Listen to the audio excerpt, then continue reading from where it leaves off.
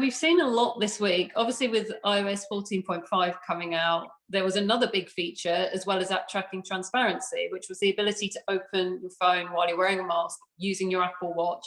Seemed pretty cool, but people have started to get around it as well. Although you might think the risk is small, you've got to remember that when you turn this on, Apple itself confirms, let me just get the exact wording here, that any face with a mask is detected while your watch is unlocked or nearby. Face ID will be bypassed. That's what Apple say itself. And this is true, it will be. We're not just talking about Face ID only being able to work if it sees your face or the top half of your face with the bottom half of it covered. No. We're talking about any face. So, as Kate said, her husband's done this. I tried it with my wife. She was down in the kitchen. She put a face mask on with my iPhone. It unlocked up in my office upstairs at the other end of the house. One security researcher I know, his 8-year-old daughter managed to get into his iPhone wearing a mask. Another one, we've got this on video, which you'll see in a minute. Another one used a teddy bear with a mask on. But it gets even better than that. You don't actually need to be wearing a mask, as I discovered today. If you just put your hand over your nose and mouth, it'll still recognize you and it'll unlock. I put a blindfold on, put my hand over my nose and mouth, and it's still unlocked. I mean, this is ridiculous. And what's this for? Let's just remember what this for. This is all for. This is to gain that lost 3 seconds it takes to type a passcode, a PIN into your iPhone. Is that really good use of your security awareness? I don't think so. So this is kind of the equivalent of when you're in your house, you leave your front door unlocked because what could happen, right? It's hard to see that taking the security down is anything but that.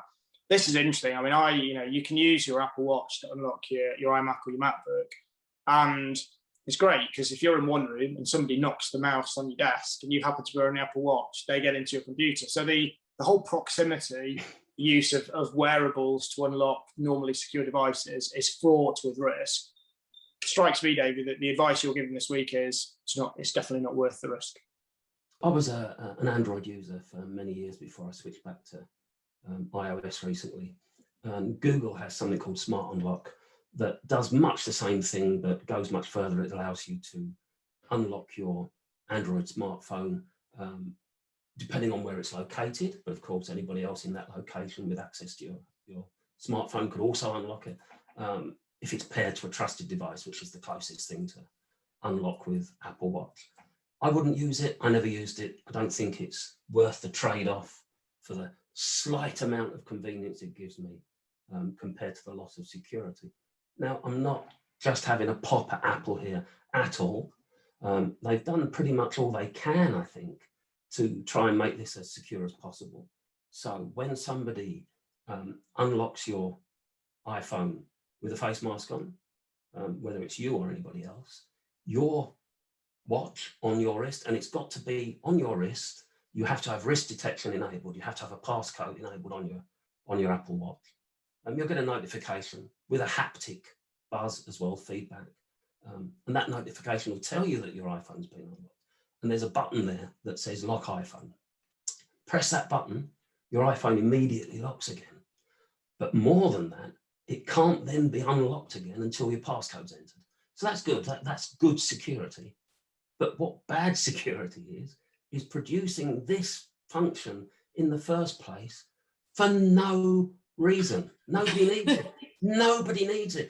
Why not have Touch ID? Or even if we had Touch ID on the Apple Watch, and so we could touch our fingerprint on the watch to open our phone, just something that involves fingerprints. It's far more convenient. Yeah, or even something that you could put on the screen that wasn't a PIN code. It was just a swipe. Android always was much better at ways of getting into your phone that wasn't like a 1982 PIN code type access. So that you would have thought for a business like Apple, which is security and privacy first, it could have come up with a better, more secure way of doing it than this. Maybe the teddy bear video will embarrass them into action.